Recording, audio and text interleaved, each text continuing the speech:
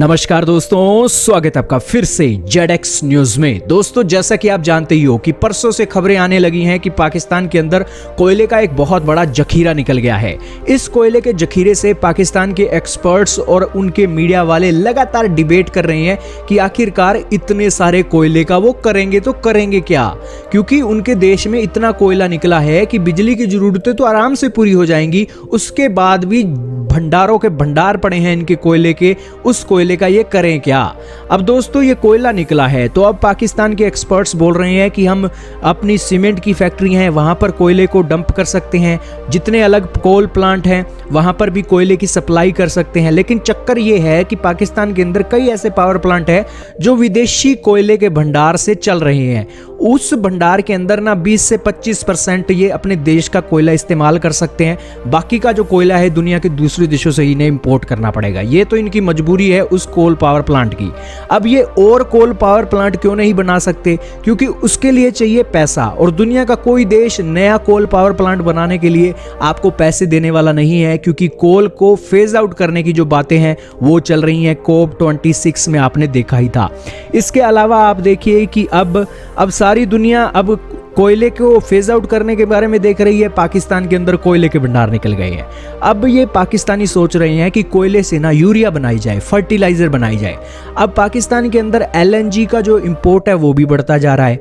पाकिस्तान को LNG दुनिया के दूसरे देशों से इंपोर्ट करनी पड़ रही है, और इस सिचुएशन में उनका खर्चा बढ़ रहा है।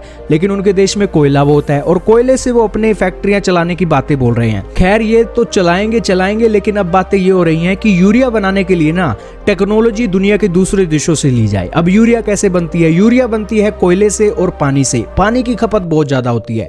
अब ये जो कोयला निकला है ना, ये समुद्र के पास निकला है। पाकिस्तानी एक्सपर्ट बोल रहे हैं कि पानी समुद्र का लेकर उसे फिल्टर करके हम जो कोयले और पानी को मिलाकर ना यूरिया बनाएंगे। लेकिन पानी की एक चक्कर ये है कि साफ पानी आपको चाहिए, तो उसके लिए समुद्र के पानी को फिल्टर के अंदर से गुजार कर ये एक यूरिया बनाई जाएगी। अब फिल्टर पाकिस्तानी तो बना नहीं सकते, उनके देश में इतनी टेक्नोलॉजी नहीं है। एक तो समुद्र का पानी साफ होता हुआ आपने इजराइल के अंदर देखा था, और एक चाइना वाले भी जरूर बना लेते होंगे फिल्टर। तो अब पाकिस्तान की डिक्शनरी में फिर से एक देश आया है, चीन। अब यूरिया बनाने के लिए भी अमेरिका के पास पूरी टेक्नोलॉजी है, लेकिन अमेरिका वालों से रिश्ते नहीं बनते हैं।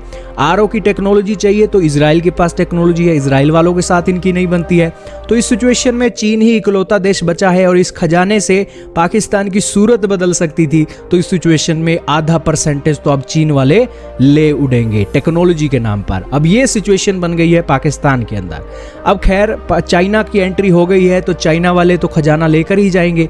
अब चाइना वाले ऑस्ट्रेलिया से कोयला नहीं ले रहे हैं, इंडोनेशिया ने बैन लगा रखा, वहां पर भी उसकी कमी देखी गई। तो अब पाकिस्तान में कोयला निकल गया है, और ये कोयला भी चीन की 2 कंपनियां निकाल रही हैं, तो सौदा हो सकता है, और पाकिस्तान भी 2 पैसों के लिए कोयला चीन को एक्सपोर्ट कर सकता है। अब ये टेक्नोलॉजी वाली बातें हैं, ये तो पाकिस्तान के सिर के ऊपर से जाती हैं, और चीन वालों ने तो गोलगप्पे पाकिस्तानियों को खिला ही रखे हैं। मीठे गोलगप्पे खिलाकर ये आज CPEC प्रोजेक्ट चला रहे हैं। क्या कहना चाहोगे इस रिपोर्ट के ऊपर? कमेंट सेक्शन में जरूर बताइएगा।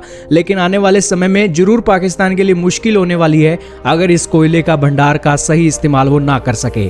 देखना होगा। ये भी एक बहुत इंटरेस्टिंग बात है कि पाकिस्तानी क्या वाकई में ही इतने बड़े कोयले के भंडार का सही तरीके से इस्तेमाल कर सकता है या नहीं।